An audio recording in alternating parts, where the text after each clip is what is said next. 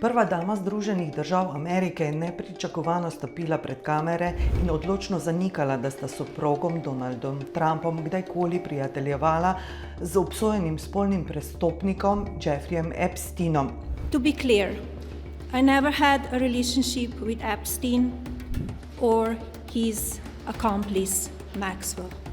Trditve, da je povezana z Epsteinom, je označila za sramotne laži in obrekovanja, ki se morajo nemudoma končati. Ameriški mediji njeno izjavo označujejo kot presenetljivo in nenavadno.